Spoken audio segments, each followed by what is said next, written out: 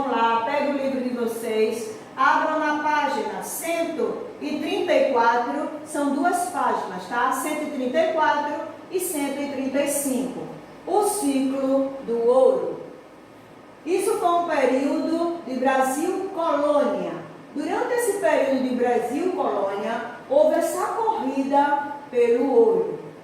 Ela ocorreu entre 1690 a 1750, quando a cana-de-açúcar estava caindo, estava acabando.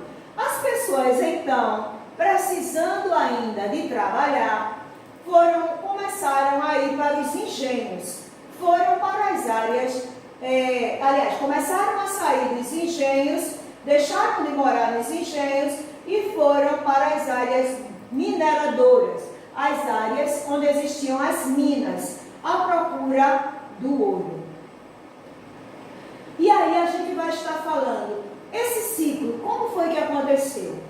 Foi um período, ciclo do ouro, foi um período de exploração do ouro e serviu como a principal base econômica do Brasil colônia. E aí, o ciclo do ouro, tá, gente? Foi um período de exploração do ouro e serviu como principal atividade econômica do Brasil na época da colônia.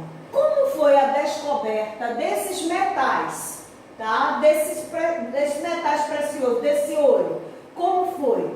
Então, aqui eu estou trazendo algumas fotos, tá? Para vocês verem eles trabalhando dentro, aqui é uma mina, tá?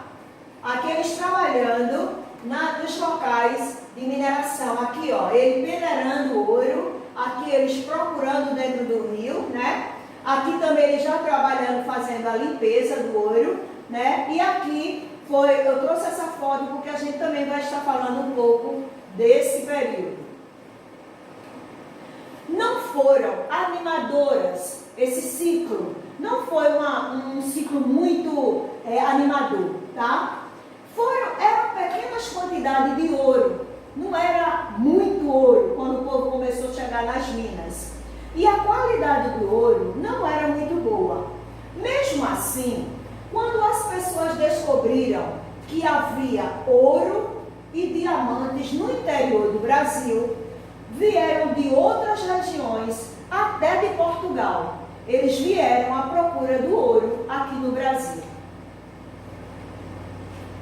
Várias minas foram descobertas aqui no Brasil no período colonial, principalmente nesses três locais: Minas Gerais, Pará e Mato Grosso, tá? E aí eu trouxe para vocês um mapa para mostrar para vocês. Minas Gerais, aqui ó, tá? Região sudeste, Pará, região norte, tá? E Mato Grosso, região centro-oeste. Então, essas três regiões foram pontos principais de mineração na época, nesse período aqui do ciclo do ouro. A principal mão de obra durante, ó, tá vendo? Aqui a foto eu trouxe bem grande, era a mão de obra escrava dos africanos, ok? Aqui eles trabalhando, tá vendo? Dentro de uma mineradora. Era um serviço braçal bastante perigoso. Como eram as condições de trabalho nas minas? Eram péssimas. Os escravos passavam o dia todo garimpando, ou seja, procurando ouro. Contraíam doenças, perdiam a vida em pouco tempo de trabalho, só podiam trabalhar nas minas, não tinha outro local. Quem fosse autorizadas pelo rei. O escravo que não tivesse autorização do seu senhor, dada pelo seu senhor, que o rei tinha dado, eles não poderiam ir trabalhar nas minas, tá? Junto com o seu senhor. Quem fosse pego trabalhando sem autorização, eram punidas e tinham todo o seu material confiscado, ou seja, preso, tá? E aí eu trouxe de novo essa foto mais de pertinho. Vocês vendo aqui, ó, eles trabalhando sobre vigilância, ó. Um vigilante aqui, né, sentado, né? Um vigia ou um feitor e outro aqui, ok? O governo de Portugal, ele cobrava muitos impostos, gente, dos colonos. Eles queriam muito lucros. Eles queriam um controle total do ouro e de outros minérios e pedras preciosas que tinham dentro das minas. E aí eles começaram a fazer uma cobrança muito alta chamada o quinto. O que era o quinto? O quinto instituía que 1/5 de todo o ouro arrecadado pelos mineradores deveria ser pago 1/5 parte ao governo de Portugal. Esse era o quinto. O rei de Portugal ordenava os mineradores, dava autorização para eles trabalharem e irem para as minas. Mas sem compensação, de todo o material do ouro, eles tinham que dar um imposto, pagando esse imposto chamado o quinto. E aí, o que é que o rei fez? Criou aqui no Brasil casas de fundição. Essas casas, o ouro ia para essas casas, eram recolhidos, lavados e eram levados para a casa de fundição.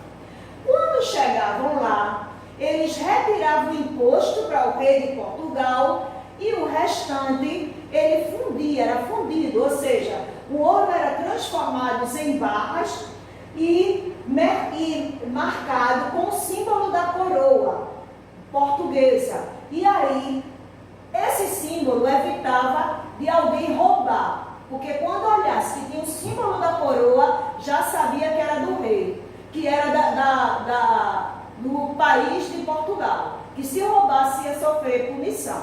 Então, todo o ouro era levado para a casa de fundição, tirava o imposto do rei, depois esse ouro era transformado em barras e tinha o símbolo da coroa de Portugal. E aí eu trouxe para vocês, este aqui, ó, na época era dessa forma aqui, ó, barras de ouro já com quintada, com o símbolo de Portugal. E aqui, ó, o símbolo, tá certo? E aqui, ó, tinha a data, tá vendo? Que era o controle para que eles não fossem contrabandeados, ou seja, roubados, tá vendo? Sempre tinha um símbolo aqui, ó. Esses eram as barras de ouro na época. E eu trouxe para vocês também, gente, aqui, ó, uma casa de fundição em Ouro Preto, Minas Gerais. É uma casa dos contos, onde funcionava uma casa da fundição, na época, onde o ouro ia para aí, tirava a parte do rei e era transformado em barras, colocava o símbolo de Portugal para não ser roubado os ouros. E aí começou um conflito muito grande por conta dos altos preços desses impostos. E aí começou os abusos praticados pelo poder político de Portugal, ou seja, Portugal começou a cobrar um imposto muito alto e provocou vários conflitos entre os colonos. Os colonos começaram a se revoltar. Como é que Portugal cobra tanto imposto para a gente? E aí começou vários conflitos. E um deles, vocês depois vão estar estudando, que foi a Inconfidência Mineira. A Inconfidência Mineira começou lá em Minas Gerais, uma revolta contra esses impostos. E aí houve vários conflitos, inclusive a morte de Tiradentes, que a gente vai estar falando dele, ok? Então, por volta de 1800, as minas de ouro começaram a se esgotar, a diminuir a quantidade de encontrar ouro, né? Eles começaram a encontrar pouco ouro. Então, em 1800 mais ou menos, as minas começaram a decair. E aí, quase não havia o que se explorar dentro das minas. Assim, grande parte da população escrava começou a se dedicar a trabalhar agora, ó, na agricultura. E com o quê? Com a cultura do café. Aí, na época colonial, era assim, gente. Começou o pau-brasil começou a diminuir, começou a cana-de-açúcar começou a diminuir, veio o ciclo de ouro. Aí o ciclo de ouro agora que a gente acabou de ver começou a diminuir e agora vem o ciclo do café, ok? O ciclo do ouro, essa história que a gente acabou de estudar, a gente vai encontrar nessas páginas que eu já falei, 134 e 135. Lembrando o seguinte, quais são as páginas que vocês vão estar fazendo em casa?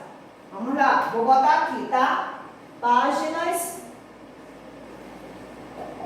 136 até 138, ok? Estas são as páginas que vocês vão estarem fazendo em casa, ok? Então, vocês vão ver esta aula, né, que é a 9ª aula nossa, falando sobre o ciclo do ouro. Depois, vocês vão pegar o livro, vão acompanhar, vão ler novamente, que só são 2 páginas, e depois fazer essas atividades, tá bom? A gente vai ficando por aqui, gente. Lembrando que não esqueçam de fazer as atividades e enviar para o meu e-mail, tá certo? Para eu poder estar acompanhando, vendo as atividades que vocês estarão fazendo. Ó, fiquem na paz. Beijinho para vocês. Amo vocês, tá? E até a próxima aula. Fiquem na paz.